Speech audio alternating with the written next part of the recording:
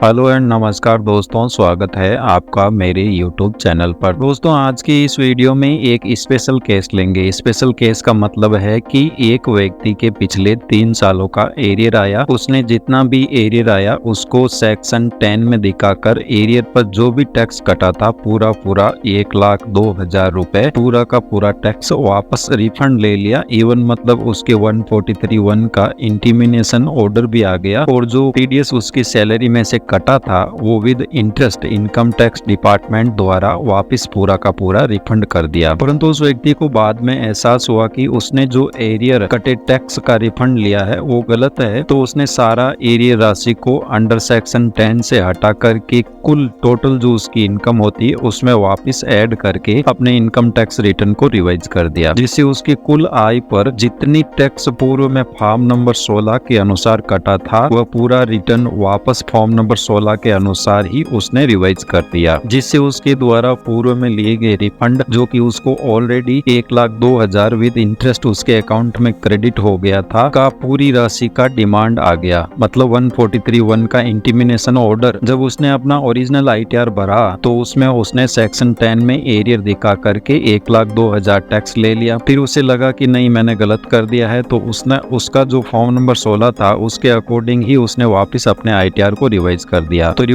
तो income tax department जो 1,02,000 रुपए दे चुका था उसका वापस उसको डिमांड निकाल दिया। तो आज इसी केस के बारे में हम इस वीडियो में जानेंगे। तो इस वीडियो को अगर आप पूरा देखते हैं बिना स्किप किए तो आज के इस वीडियो में आप सीखेंगे कि अगर आपने अपना आयकर रिटर्न फॉर्म गलत भर दिया है, किसी भी तरह की गलती हो, चाहे वह पर्सनल डिटेल, नाम, एड्रेस या मोबाइल नंबर से रिलेटेड हो, या आपने अपनी इनकम को कम दिखा दिया हो या ज्यादा दिखा दिया हो, या कोई इनकम आपकी दिखाने से रह गई हो, या फिर आपने कोई ऐसा डिडक्शन गलत क्लेम कर दिया हो, या फिर डिडक्शन क्लेम करना ही रह गया हो, या कम ज्यादा दिखाकर गलत तरीके से आपने रिफंड ले लिया हो, या अगर आपका किसी भी प्रकार का टैक्स बकाया हो, या अगर आपके पास 143(1) का इंटीमिनेशन ऑर्डर डिमांड से रिलेटेड आता है तो उसको आप कैसे सही करेंगे इस वीडियो में हम जान सकेंगे। साथ ही उपरोक्त सभी गलतियां होने के बावजूद भी आयकर रिटर्न धारा 143(1) के तहत प्रोसेस हो गया। मतलब आपके पास इंटीमिनेशन ऑर्डर आ गया और आपका रिफंड आपके खाते में आ गया हो, उसके बाद में आपको एहसास हो कि आपने जो रिफंड लिया है गलत तरीके से ले लिया है, मैंने अपने इनकम टैक्स की चोरी की है, आपको इतना रिफंड नहीं लेना चाहिए, मेरे को तो आयकर विभाग ने ज्यादा रिफंड दे दिया है मेरी गलती के कारण। तो उस दशा में साथ ही आप अपने आयकर रिटर्न को वापस कैसे सही करेंगे और किस तरह से ज्यादा पूरे लिए हुए रिफंड को वापस जमा कराओगे उसके बारे में। तो चलिए दोस्तों, वीडियो को शुरू करते हैं। शुरू करने से पहले अगर आप इस चैनल पर नए हैं तो चैनल को सब्सक्राइब करके इस वीडियो को एक प्यार भरा लाइक जरूर दे दीजिएगा। तो सबसे पहले आपको ई फाइलिंग पोर्टल पर चले जाना है और यहाँ पर आपको अपना यूजर नेम और पासवर्ड एंटर करके लॉगिन कर लेना है। लॉगिन करने के बाद वापस आपको ई फाइलिंग में यहाँ पर व्यू फील्ड रिटर्न देख लेना है। इन भाई साहब की 2023-24 में इन्होंने अपना आईटीआर रिवाइज किया था और जो ओरिजिनल आईटीआर भरा था वो भरा था 24 मई को। तो हमें यहाँ पर दोनों ही सालों के जो ओरिजिनल है उसका यहाँ पर आईटीआर फॉर्म डाउनलोड कर लेना है, साथ ही इंटीमिनेशन ऑर्डर भी डाउनलोड कर लेना है और उसके बाद में यहाँ पर जो उन्होंने रिवाइज किया है उसका भी आईटीआर फॉर्म आपको यहाँ से डाउनलोड कर लेना है और यहाँ से इंटीमिनेशन ऑर्डर भी इनका डाउनलोड कर लेना है। इसके अलावा जिस साल का आप इनकम टैक्स रिटर्न फॉर्म भर रहे हो उस ईयर का आपके पास फॉर्म नंबर 16 भी होना चाहिए। जैसा कि आप यहाँ पर देख पा रहे हो मेरे पास फॉर्म नंबर 16 है जो कि 1 अप्रैल 2022 से 31 मार्च 2023 यानी कि असेसमेंट ईयर 2023-24 का है। इनकी टोटल सैलरी पर टैक्स कटा था वो कटा था 1,02,86 रुपए। इनकी टोटल सैलरी थी 11,13,649 रुपए, स्टैंडर्ड डिडक्शन 50,000 रुपए। फिर इनका जो बैलेंस बचता है वो, और इसके बाद में एटीसी की डिडक्शन 1,44,000 रुपए लेस करने के बाद इनकी टैक्सेबल इनकम बनती है 9,19,640, जिस पर टैक्स और एजुकेशन सेस मिला करके 1,02,86 रुपए इनका टोटल टैक्स लाइबिलिटी बन रहा है और उतना ही उनका टैक्स कटा हुआ है। तो यहाँ पर रिफंड और पेबल अमाउंट 0 है। इस फॉर्म को आप थोड़ा सा नीचे स्क्रॉल डाउन करोगे तो यहाँ पर दूसरे पेज पर दिया रहेगा कि breakup of the taxable income financial year wise, यानी कि आपकी किस ईयर से कौन सी इनकम आई है उसका यहाँ पर ब्रेकअप दिया है। टोटल इनकम 11,13,649 में से जो 2022-23 की इनकम है वो 7,83,000 ही है। बाकी इनके 2021-22,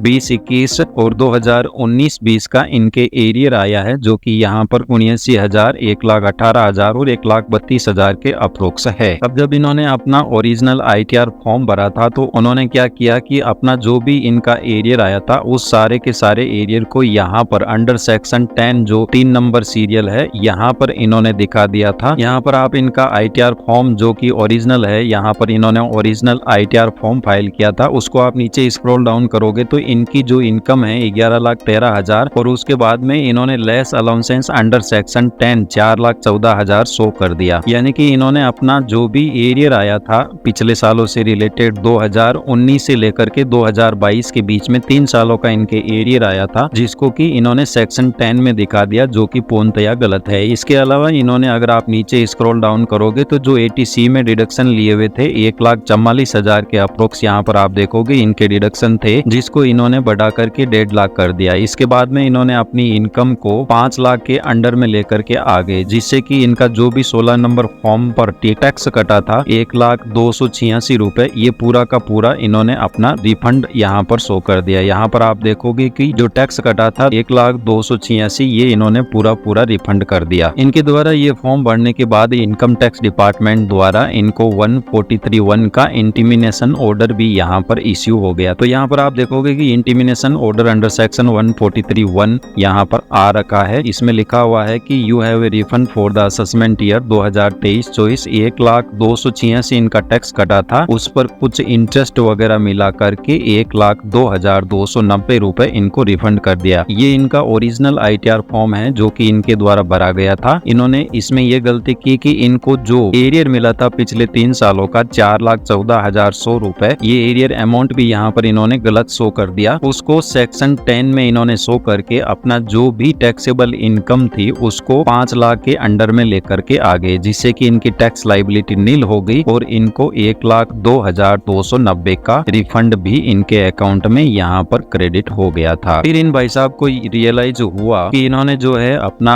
ITR फॉर्म गलत भर दिया था, इनको अपना एरियर सेक्शन 10 में नहीं दिखाना चाहिए था। तो इनके द्वारा 1 सितंबर 2023 को ITR फॉर्म रिवाइज किया गया और इन्होंने जो अपना ITR फॉर्म रिवाइज किया वो अकॉर्डिंग टू फॉर्म नंबर 16 ही रिवाइज किया। इन्होंने टोटल इनकम ले ली, इन्होंने सेक्शन 10 में कोई भी अलाउंसेंस यहाँ पर शो नहीं किए। इनकम फ्रॉम अदर सोर्सेज इन्होंने ली जो कि ऑटोमेटिकली इनके आ रही थी। इसके बाद में इन्होंने 1.5 लाख रुपए छूट लेने के बाद जो भी इनकी टैक्स लाइबिलिटी थी वो यहाँ पर 9,19,000 पर 100,241 रुपए, यानी कि इन्होंने अपना ITR फॉर्म एकदम करेक्ट, लगभग 90% करेक्ट अपना ITR फॉर्म यहाँ पर रिवाइज करके फॉर्म फिलअप कर दिया। तो ये जो इन्होंने रिवाइज ITR फॉर्म भरा उसके बाद में इनका 143(1) का इंटिमिनेशन ऑर्डर इनके पास आया, जिसके अकॉर्डिंग यहाँ पर इसका हम इंग्लिश वर्जन ले लेते हैं। इंटिमिनेशन ऑर्डर यहाँ पर रेड कलर में है। रेड कलर का मतलब होता है कि आपकी डिमांड है, अगर ग्रीन कलर का हो तो इसका मतलब है आपका रिफंड है, और अगर व्हाइट कलर का हो तो यहाँ पर न आपका रिफंड है और न ही डिमांड है, बस आपका ITR नील टैक्स लाइबिलिटी के साथ प्रोसेस हो गया है। तो यहाँ पर जो इन्होंने रिवाइज ITR फॉर्म भरा उसमें यहाँ पर you have a demand for the assessment year 2023-24 और 1,02,240 की इनके पूरी डिमांड निकाल दी, क्योंकि इन्होंने अपना ITR फॉर्म तो रिवाइज कर दिया बट जो टोटल इनकम पर इनके टैक्स कटा था, यहाँ पर इनकम 11,13,000, उसके बाद में 50,000 का स्टैंडर्ड डिडक्शन, पीछे बचती है इनकम 10,63,000, इसमें से 1.5 लाख की डिडक्शन लेस करने के बाद इनकम बचती है 9,19,000। तो इस पर टैक्स लाइबिलिटी 1,02,41 जो कि करेक्ट है, और इनके TDS भी 1,02,41 कटा था। बट इन्होंने क्या किया कि जब ओरिजिनल ITR फॉर्म फाइल किया था उस टाइम इनको 1,02,290 का रिफंड दे दिया गया था। तो यहाँ पर कॉलम नंबर 18 में आप देखोगे कि एडजस्टमेंट ऑफ रिफंड इश्यूड या मेड फॉर प्रीवियस ऑर्डर, यानी कि अगर आपने अपना ITR पहले भरा है और रिवाइज कर रहे हो तो उसके अकॉर्डिंग यहाँ पर total income tax refund already issue 1,02,290 और इनकी टैक्स लाइबिलिटी यहाँ पर 1,02,86 रुपए बन रही है। तो यहाँ पर इनके यहाँ जो है टैक्स की डिमांड आ गई, इनको डिमांड नोटिस आ गया 1,02,240 रुपए का। तो इसको हम कैसे रिवाइज करेंगे उस केस में जब आपका ITR 143(1) के तहत प्रोसेस हो गया हो और आपको रिफंड आ गया हो, फिर आपको ज्ञात होता है कि मैंने रिफंड गलत लिया है, तो उस दशा में आप अपने लिए हुए रिफंड को वापस कैसे टैक्स में कन्वर्ट करोगे इसके बारे में जानकारी प्राप्त करेंगे। करेंगे। तो हम यहाँ पर सबसे पहले ले लेते हैं फॉर्म नंबर 16। तो यहाँ पर आप देखोगे कि ये फॉर्म नंबर 16 है जो कि करंट ईयर का है 2022-23 का, और जो एरियर आया है वो यहाँ पर है 2019 से लेकर के 2022 तक का। टोटल एरियर यहाँ पर एक आपको एक्सेल सीट में अलग से कैलकुलेशन कर लेनी है। जैसे मैंने यहाँ पर 2019-20, 20-21 और 21-22 का यानी कि असेसमेंट ईयर यहाँ पर डिवाइड कर लिया है। इसके बाद में इनका जो एरियर आया है एज पर फॉर्म नंबर 16 यहाँ पर आप देखोगे 79,000, 1,18,000 और 1,32,000, ये तीनों को तीनों यहाँ पर मैंने ले लिए हैं। अब नेक्स्ट कॉलम यहाँ पर आता है टैक्सेबल इनकम, यानी कि आपकी 2019-20 में कितनी इनकम आप कमा चुके हो, 2020-21 में आप कितना इनकम कमा चुके हो और 2021-22 में आप कितना इनकम कमा चुके, यानी कि जो आपकी नेट टैक्सेबल इनकम है वो आपको यहाँ पर लेनी है। सबसे पहले इसको लेने का तरीका है कि अगर आपने अपना ITR फॉर्म भरा है, जैसे यहाँ पर इन्होंने 19-20 असेसमेंट ईयर का लास्ट ITR फॉर्म भरा था, उसके बाद में सीधा 23-24 का भरा हुआ है। डाउनलोड रिसिप्ट ऑप्शन पर क्लिक करके आप अपने ITR फॉर्म की एक्नॉलेजमेंट स्लिप यहाँ पर डाउनलोड करोगे तो यहाँ पर जो आपकी नेट टैक्सेबल इनकम आती है आफ्टर सब डिडक्शन लेने के बाद, यानी कि आपकी ATC के डिडक्शन, HRA के डिडक्शन, होम लोन के डिडक्शन, सारे डिडक्शन लेने के बाद में जो इनकम आती है, जैसे यहाँ पर आ रही है 4,99,950। ये उस केस में जब आपने अपना ITR फॉर्म पिछले सालों का भरा हो तो आपको ये इनकम उठानी है। जैसे इनके यहाँ पर ITR फॉर्म नहीं भरे हुए हैं 2023-24 जो कि करंट ईयर का ही इन्होंने ITR भरा हुआ है, जिन प्रीवियस ईयर से रिलेटेड एरियर है उनका यहाँ पर इन्होंने ITR फॉर्म नहीं भरा है। तो उस दशा में आपको क्या करना है कि यहाँ पर फॉर्म नंबर 26AS निकाल लेना है। 26AS यहाँ पर 19-20 का मतलब होता है असेसमेंट ईयर 2020-21 और HTML। तो यहाँ पर 2020-21 में इनकी कोई इनकम नहीं है। 21-22 में इनकी इनकम यहाँ पर है 3,75,000। तो यहाँ पर इनकी इनकम 3,75,000 या उससे ज्यादा होनी चाहिए। तो हमारे यहाँ पर इनकम है 3,82,800। तो ये हमने इनकम ली है इनके प्रीवियस ईयर के ITR फॉर्म से। जैसे यहाँ पर इनका यानी कि हमारे पास 2 सालों का यहाँ पर फॉर्म नंबर 16 है। जैसे कि यहाँ पर आप देख पा रहे हो हमारे पास जो फॉर्म नंबर 16 है 2022-23 का, 2020-21 का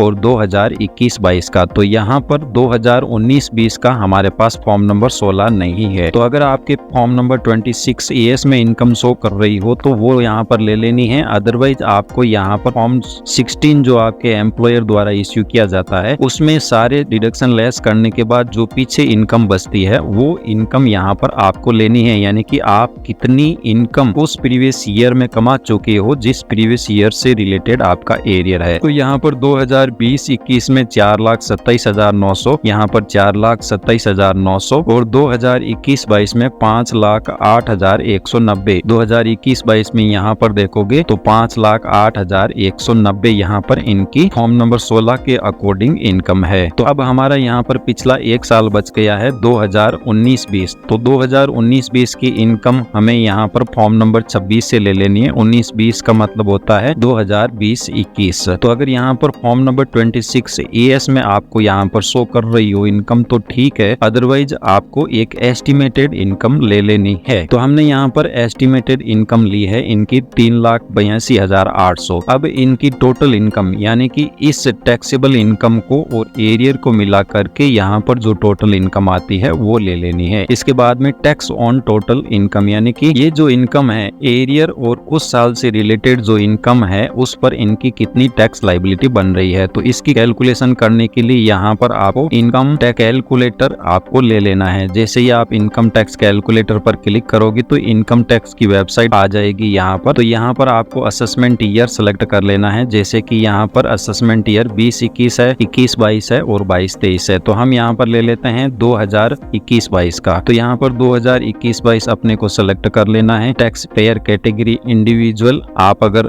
ओल्ड टैक्स स्कीम ले रहे हो तो यहाँ पर नो करना है, अगर न्यू टैक्स स्कीम ले रहे हो तो यस करना है। इसके बाद में मेल या फीमेल और रेजिडेंशियल स्टेटस यानी निवासी। फिर ये कह रहा है इनकम फ्रॉम सैलरी, आपकी इनकम कितनी है। तो हमारी यहाँ पर 2021-22 में इनकम है 5,46,011 रुपए। तो वो आपको यहाँ पर एंटर कर देनी है 5,46,011। जैसे आप एंटर करोगे तो इस पर आपकी जो टैक्स लायबिलिटी बनेगी वो बनेगी 22,570 रुपए, जो कि यहाँ पर आ गई। इसी तरीके से आपको 2022-23 की भी टैक्स लायबिलिटी यहाँ पर कैलकुलेट कर पर लेनी है। फिर नेक्स्ट कॉलम आता है यहाँ पर TDS या टैक्स डिडक्टेड फ्रॉम सैलरी, यानी कि कितना टैक्स आपकी सैलरी में से ऑलरेडी कट चुका है जो कि आपने ITR फॉर्म नहीं भरा है या रिफंड नहीं लिया है, वो आपको यहाँ पर लिखना है। जैसे कि इनके 2019-20 में कुछ भी टैक्स नहीं कटा था, 2020-21 में भी कुछ भी टैक्स नहीं कटा था, बट 2021-22 में इनके 14,827 रुपए टैक्स कटा था। तो यहाँ पर आप देखो कि 2021-22 में 14,827 रुपए टैक्स तो कटा था, बट इन्होंने तो इसका रिफंड लिया और न ही ITR फॉर्म भरा। तो उस दशा में अगर इस अमाउंट का आप रिफंड ले लेते हो तो यहाँ पर आपको एक्सेल सीट में रिफंड लेने के बाद जो पीछे टैक्स बचता है वो आपको यहाँ पर लिखना है। तो हमने यहाँ पर न तो ITR फॉर्म भरा और न ही रिफंड लिया, तो उस केस में यहाँ पर 14,827 रुपए हमारा जो टैक्स है 2021-22 का वो इनकम टैक्स के पास जमा है। इसका मतलब ये हुआ कि यहाँ पर आपका कितना टैक्स बन रहा था और आपने कितना टैक्स जमा करा दिया, तो पीछे आपका कितना टैक्स बचता है तो वो है। इस केस में यहाँ पर 0 आ जाएगा 2019-20 में। 2020-21 की बात करें तो हमारी यहाँ पर टोटल इनकम थी 5,46,000, उस पर टैक्स बन रहा था 22,570 और हमारी सैलरी में से कोई भी टैक्स यहाँ पर नहीं कटा था, तो हमें 2020-21 का 22,570 रुपए का टैक्स भरना पड़ेगा। इसके बाद में नेक्स्ट ईयर 2021-22 में इनकी टोटल इनकम थी 6,41,083 रुपए, जिस पर कि इनकी टैक्स लाइबिलिटी यहाँ पर बन रही है 42,346। इनका TDS या टैक्स जो सैलरी में से कटा था 14,827। उसके बाद में इस ईयर का यानी कि 2021-22 का इनको 27,519 रुपए का टैक्स भरना पड़ेगा। तो ये कैसे भरेंगे इसके बारे में हम जानकारी ले लेते हैं। तो अगर आपकी किसी भी प्रकार का सैलरी पर पिछले सालों का एरियर आया हो तो उस केस में आपको अपने इनकम टैक्स फॉर्म को भरने से पहले 10E फॉर्म भरना पड़ता है जो कि एरियर के लिए होता है। यानी कि अगर आपके एरियर रिसीव्ड होता है तो बैक डेट में एरियर उस आपकी बैक डेट की इनकम के साथ ऐड होकर के टैक्स कैलकुलेशन होगी। जैसे हमारे केस में यहाँ पर हम 2020-21 का ले लें तो 2020-21 में जो हमें इनकम मिली थी 4,27,000 टैक्सेबल नहीं थी, तो हमें कोई भी टैक्स उस टाइम न तो सैलरी में से कटा था और न ही हमें टैक्स भरना पड़ा था। बट 4,27,900 की इनकम के साथ इस साल में 2020-21 का एरियर हमें यहाँ पर रिसीव्ड हुआ है, यानी कि 4,27,000 तो उस साल की इनकम थी और 1,18,000 उसी साल की इनकम जो कि हमें इस साल में रिसीव्ड हुई है। हमारी टोटल इनकम हो गई 5,46,000। तो यहाँ पर उस टाइम तो हमारा टैक्स नहीं बन रहा था, बट उस टाइम की इनकम पर एक इनकम और आ गई तो हमारी टोटल इनकम हो गई 5,46,000। उस पर हमारा टैक्स बन रहा है 22,570। तो अगर आपके एरियर आता है तो एरियर की इनकम उस साल से रिलेटेड इनकम में जुड़ेगी और फिर ये पता करेगी कि वो इनकम टैक्सेबल हो रही है या नहीं हो रही है। अगर हो रही है तो वो टैक्स आपके जो TDS कटा है सैलरी में से इस साल के उसके साथ एडजस्ट हो जाएगी। तो उस दशा में हमें फॉर्म 10E यहाँ पर लगाना पड़ता है। तो फॉर्म 10E पहले भरना है आपको और उसके बाद में अपना ITR फॉर्म भरना है। तो फॉर्म 10E भरने के लिए ई फाइलिंग में यहाँ पर दूसरा ऑप्शन मिलेगा इनकम टैक्स फॉर्म। तो यहाँ पर फर्स्ट रहेगा फाइल इनकम टैक्स फॉर्म। इस ऑप्शन पर आपको यहाँ पर क्लिक करना है। जैसे ही क्लिक करोगे तो यहाँ पर person with business professional income के साथ आ जाएगा और पर्सन विद बिजनेस या प्रोफेशनल इनकम। तो यहाँ पर आपको फॉर्म 10E ले लेना है जो कि यहाँ पर इस कॉलम में मिलेगा। फॉर्म 10E टैक्स एग्जेम्पशन या रिलीफ जो कि एरियर के केस में होता है। तो यहाँ पर फाइल नाउ के ऑप्शन पर आपको क्लिक कर देना है। Assessment year current assessment year 2023-24 select करके कंटिन्यू कर देना है। फिर लेट्स गेट स्टार्टेड ऑप्शन पर आपको क्लिक करना है। एरियर के लिए जो एनेक्चर भरा जाता है वो एनेक्चर 1 भरा जाता है। तो हम यहाँ पर एनेक्चर 1 ले लेते हैं और इसको कंटिन्यू करते हैं। कंटिन्यू करने के बाद यहाँ पर पर्सनल टैब रहेगी, इसको आपको कंफर्म कर देना है। उसके बाद में सेकंड टैब यहाँ पर एरियर या सैलरी या फैमिली पेंशन, तो यहाँ पर इस कॉलम को हमें फाइल करना है। तो यहाँ पर आपको सीरियल नंबर 1 कह रहा है कि total taxable income excluding salary या family pension received in arrear, यानी कि आपकी टोटल इनकम एरियर को छोड़ करके कितनी है, टोटल टैक्सेबल इनकम न कि ग्रोस इनकम कह रहा है। तो यहाँ पर आप फॉर्म नंबर 16 देखोगे तो इसमें यहाँ पर जो आपकी टोटल टैक्सेबल इनकम है 9,19,640, इसमें से जो आपको 3 सालों का एरियर रिसीव्ड हुआ है वो लेस करने के बाद में आपकी पीछे इनकम कितनी बचती है वो आपको यहाँ पर लेनी है। तो 9,19,640 में से अगर अपन 3,30,000 आपका जो एरियर आपको रिसीव्ड हुआ है वो लेस करते हैं हैं तो आपकी जो नेट सैलरी है वो है 5,89,239 रुपए। तो यहाँ पर आपको एंटर करना है 5,89,239 रुपए। इसके बाद में 5,89,000 पर आपका टैक्स कितना बन रहा है एज पर इनकम टैक्स। यहाँ पर कह रहा है कि इनकम टैक्स के अकॉर्डिंग टैक्स कितना बन रहा है 31,562। तो यहाँ पर इनकम टैक्स के अकॉर्डिंग 31,562 करेक्ट है। इसके बाद में आपके अकॉर्डिंग कितना बन रहा है, हमारे अकॉर्डिंग भी 31,562 ही बन रहा है। इसके बाद में यहाँ पर आपको कॉलम नंबर 6 में यहाँ पर एरियर का एनेक्सर देना है। तो कॉलम नंबर 6 के नीचे ऐड डिटेल का ऑप्शन रहेगा। यहाँ पर आपको जिस प्रीवियस ईयर से संबंधित एरियर है वो आपको ईयर यहाँ पर सेलेक्ट करना है। तो प्रीवियस ईयर यानी कि फाइनेंशियल ईयर होता है। तो हम यहाँ पर सबसे पहले ले लेते हैं 2019-20। तो यहाँ पर आपको सेलेक्ट कर लेना है 2019-20। 2019-20 में आप कितनी इनकम कमा चुके हो, total income of the relevant previous year, यानी कि आपको 2019-20 में आप कितनी इनकम पूर्व में कमा चुके हो वो आपको यहाँ पर लिखनी है। तो हम यहाँ पर पूर्व में कितनी इनकम कमा चुके हैं 3,82,800 रुपए। तो आपको यहाँ पर एंटर करना है 3,82,800 रुपए। और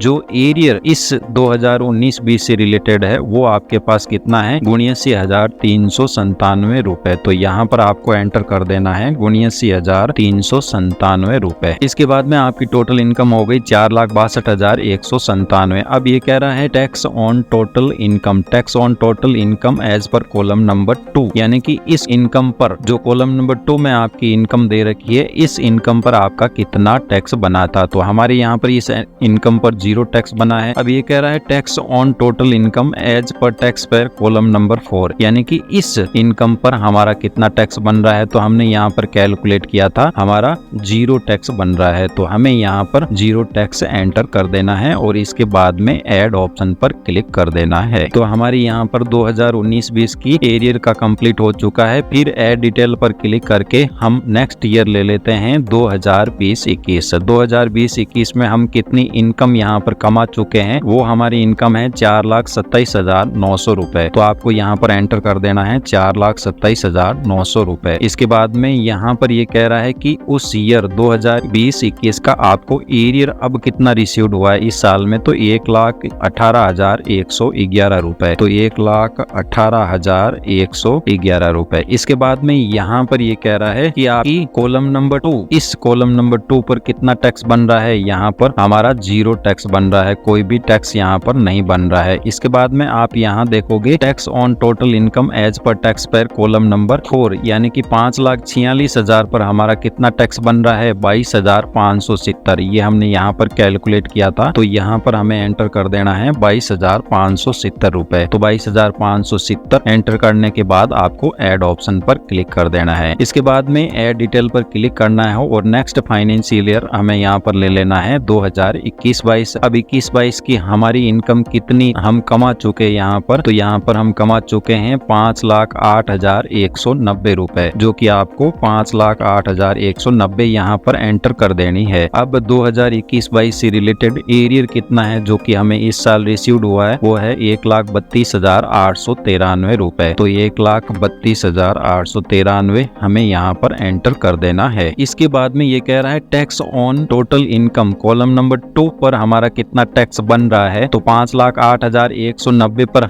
हमें कितना टैक्स बन रहा था और कितना हम कटवा चुके हैं। तो यहाँ पर 14,827 आपको याद होगा। तो इस टैक्सेबल इनकम पर फॉर्म नंबर 16 में भी आप यहाँ पर देखोगे तो यहाँ पर 14,827 रुपए हमारा टैक्स बन रहा था, जो कि यहाँ पर एक्यूरेट है। तो हमें यहाँ पर 14,827 रुपए एंटर कर देना है। तो 14,827 एंटर कर देंगे। इसके बाद में ये कह रहा है कि tax on total income as per tax payer column number 4, यानी कि इस पर हमारा टैक्स कितना बन रहा है। तो यहाँ पर हमारा टैक्स बन रहा है 42,346 रुपए। तो यहाँ पर एंटर कर देना है 42,346 रुपए। तो जैसे ही एंटर करेंगे तो जो टोटल टैक्स हमारी इनकम पर बन रहा था 6,41,000 पर कितना टैक्स बन रहा था 5,42,345 टैक्स बन रहा था। उसमें से 14,000 हमारा सैलरी में से टीडीएस कट चुका था, जो कि हमने इनकम टैक्स को जमा करा दिया। तो अब हमें टैक्स कितना पेमेंट करना है 27,519, जो कि यहाँ पर आ रहा है 27,519। इसके बाद में आपको ऐड कर देना है। अगर आपको किसी और साल का एरियर यहाँ पर रिसीव्ड हुआ हो तो ऐसे ही ऐड डिटेल करके एंटर कर देना। अब यहाँ पर आप देखोगे तो हमारा एरियर अमाउंट यहाँ पर कितना आ रहा है, 3,30,401 रुपए, जो कि 3,30,401 रुपए एक्यूरेट है। इसके बाद में tax on total income as per tax payer 1,02,46 ही हमारा यहाँ पर टैक्स कटा था, वही बन रहा है। इसके बाद में आप नीचे स्क्रॉल डाउन करोगे तो यहाँ पर लिखा रहेगा रिलीफ अंडर सेक्शन 89, यानी कि आपको 89 सेक्शन के अंतर्गत 18,634 रुपए की रिलीफ मिलेगी। यह सही तरीका है आपके अपने एरियर पर छूट लेने का, जो कि सेक्शन 89 में मिलेगा आपको। तो इसको आपको सेव कर देना है। सेव करने के बाद में यहाँ पर वेरिफिकेशन टैब पर क्लिक करके इस चेक बॉक्स को टिक मार करके यहाँ पर आपको पहले से एंटर करके और इसको सेव कर देना है। सेव करने के बाद में प्रीव्यू करना है। प्रीव्यू करोगे तो यहाँ पर आपका फॉर्म आ जाएगा जो आपको एरियर रिसीव्ड हुआ है 3,30,401 रुपए। फिर इसको आप नीचे स्क्रॉल डाउन करोगे तो यहाँ पर आपको सेक्शन 89 में रिलीफ मिलेगी 18,634 रुपए की। इसके बाद में नीचे स्क्रॉल डाउन करके प्रोसीड टू ई वेरीफाई कर देना है। यहाँ पर इसको यस करना है और इसके बाद में आधार ओटीपी के द्वारा यहाँ पर कंटिन्यू करके I agree to validate my Aadhaar OTP करके आपको अपना फॉर्म नंबर 10E यहाँ पर सबमिट कर देना है। तो एरियर के लिए हमने फॉर्म नंबर 10E यहाँ पर सबमिट कर दिया है। इसके बाद में आपको अपना ITR फॉर्म रिवाइज करना है। File income tax return option पर आपको क्लिक करना है और इसके बाद में assessment year 2023-24 filing mode online start new filing, यहाँ पर आपको इंडिविजुअल सेलेक्ट करना है और कंटिन्यू करना है। Select ITR form